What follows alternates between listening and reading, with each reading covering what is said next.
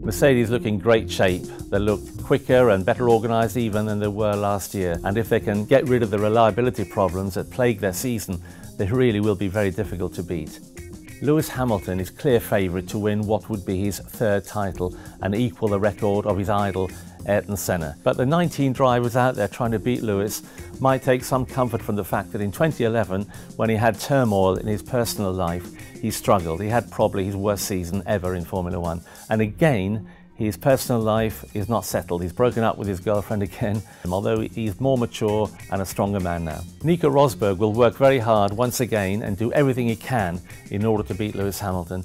But he must know psychologically that when it comes to racing wheel to wheel, he can't beat him. He might beat him in qualifying, but on Sunday, wheel to wheel, he's never beaten him and probably never will. Red Bull are likely to be stronger than they were in 2014, but that Renault engine, which is key, although it's improved, it's not improved by much. The aero will be strong, very competitive, but maybe they won't catch Mercedes. For me, Daniel Ricciardo was a star of 2014, apart from Lewis Hamilton, that is. He took everyone on, he won races, and at the end he had that great smile. He's a great addition to the Formula One circus.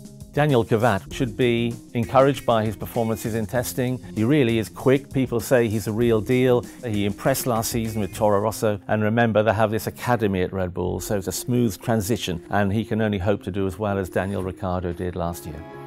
Well, Williams have been arguably the most impressive team in testing. They haven't shown their colours. They didn't go to put in a fast lap until the end of Barcelona. A bit like Mercedes, in fact. They didn't feel they had anything to prove.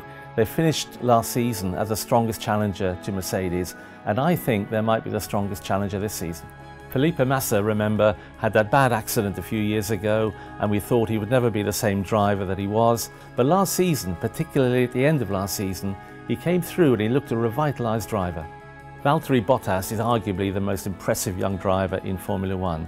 We now expect him to be brilliant and consistent. The Finn really has been an impressive package. Ferrari started testing very well in Jerez. They look quick, eye-catchingly quick, and a lot of drivers said, we've got to watch these guys because they could beat us. And then they went to Barcelona for 2 more testing sessions where probably they didn't catch the eye in the same way. Sebastian Vettel, you might not think he's got anything to prove after 4 World Championships at Red Bull, but he had a very anticlimactic year last year, beaten by his rookie Daniel Ricciardo, and he has a lot to prove, and I think he'll be looking to not only beat Kimi Raikkonen at Ferrari, but beat him in style. Well, Kimi Raikkonen at 35 is a daddy of the Formula One team, and he will have a better season than he did last year. He can't very well avoid that, but it'll be tough against Sebastian Vettel. McLaren have had a very difficult time in testing, they really have.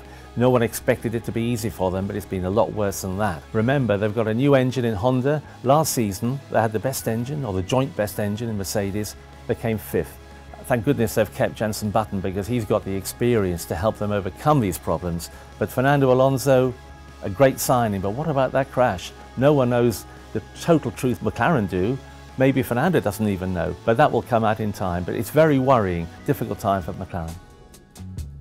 Force India, in many ways, have been one of the most impressive of the middle teams in recent seasons, but they've had financial problems. They came to testing late in Barcelona, and they're not fully prepared for Melbourne. But they've been there before, they know what to do, and in Perez and Hülkenberg, they've got 2 drivers who are now quite experienced. Don't write them off, they'll be competitive in their own field by probably the time they come back to Europe in May.